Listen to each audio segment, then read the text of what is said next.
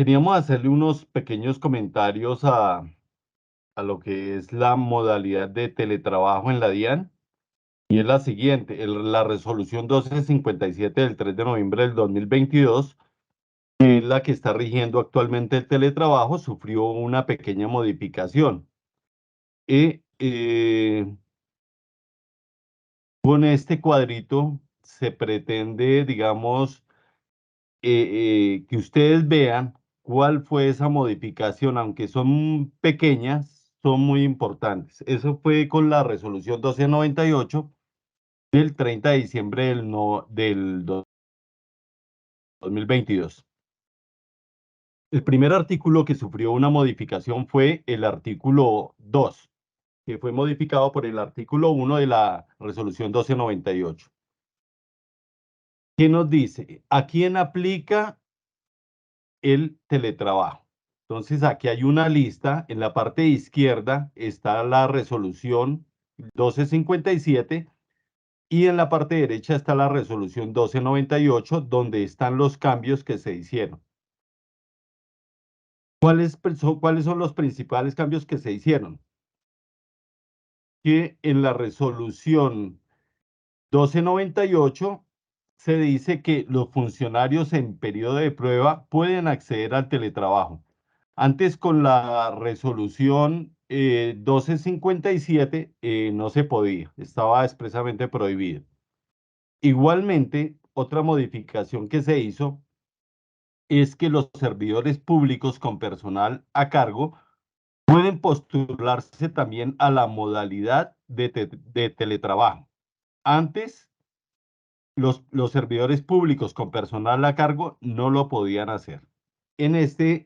Con la nueva, específicamente se están nombrando cuáles son, que son los designados, los asignados, los encargados en jefaturas de oficina, direcciones de gestión, dirección operativa, Defensoría del Contribuyente y del Usuario Aduanero, subdirecciones, direcciones seccionales, divisiones, coordinaciones y grupos internos de trabajo.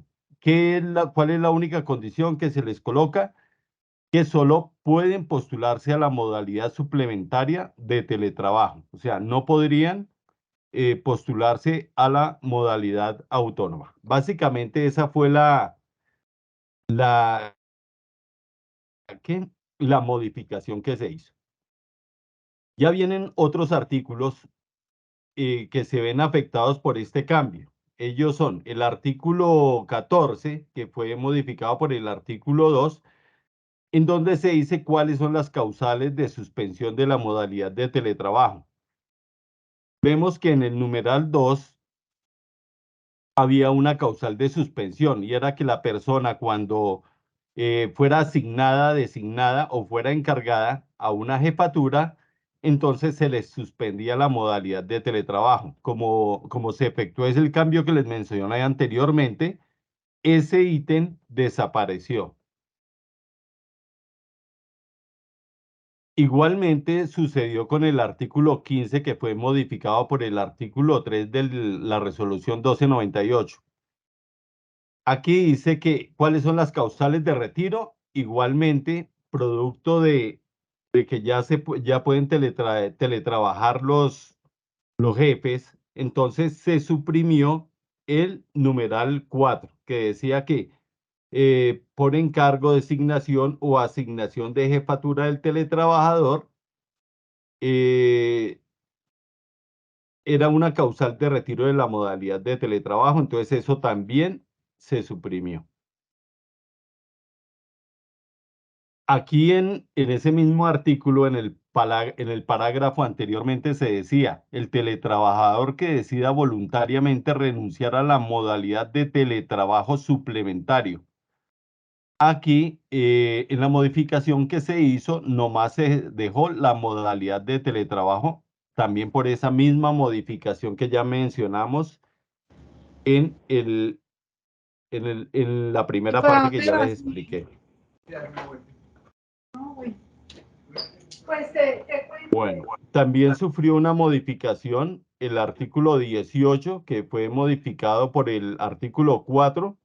Esto ya tienes que ver como una técnica digamos, en la redacción del artículo, en donde, por ejemplo, en la primera parte, en la resolución 12 de 57, que son funciones que le corresponden al subdirector de desarrollo del talento humano.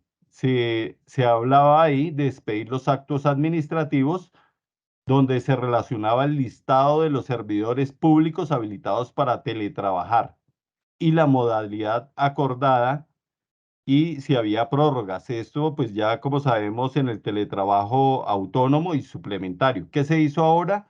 Se modificó y se colocó que era ya no una lista, sino expedir los actos administrativos y se dijo específicamente que eran para habilitación, suspensión, prórroga, reversibilidad y retiro del teletrabajo. Igualmente sucedió eso en el ítem 2, pero básicamente es como una técnica que se hizo y se va a especificar exactamente cuáles son los actos administrativos y qué debe tener ese acto administrativo, en qué consiste. Básicamente es eso, pero digamos, este artículo 18 no toca, esa modificación no toca nada de fondo. Eh, Eso quería mencionarle respecto a esto. Y otra cuestión que toca es que se expidió el memorando 000154 del 30 de octubre del 2023 de la Subdirección de Talento Humano, en donde se dice que habrá convocatorias abiertas para el teletrabajo. Ya no habrá postulaciones individuales. Y la razón que se arguye en ese memorando es que ya hay 5.000 servidores públicos en la DIAN que teletrabajan. Entonces, cuando se vaya a hacer una nueva convocatoria, entonces se va a hacer de manera general. Y las excepciones para aplicar individualmente al teletrabajo, las mencionan en un anexo número 1 que dice que pueden ser por discapacidad, por condición médica, eh, funcionarios con hijos en situación de discapacidad, eh, y enfermedades neurológicas, autoinmunes, renal, servidores en espera de trasplante, enfermedades cardiovasculares, VIH, etcétera. Eso es básicamente lo que les quería comentar y es lo último que ha sucedido en materia de teletrabajo. Era eso, Tulio. Gracias. Muchas gracias, Lucho. Yo creo que es importante este aporte. Hay que reconocer que somos una de las entidades, si no la entidad en el país, la entidad pública que tiene el mayor número de teletrabajadores, 5.300 teletrabajadores en una planta que actualmente tiene 11.200 empleados. Yo creo que esto es un logro. Acordémonos que la anterior administración esto fue a cuentagotas y prácticamente eso era, me he dicho, ganarse el teletrabajo de una lotería. Hoy hemos avanzado, indudablemente que pues aspiramos a que sea más, pero en este momento pues las condiciones están dadas para que esta cifra que es tan importante nos coloque a nosotros a nivel de un liderazgo nacional en el tema del teletrabajo.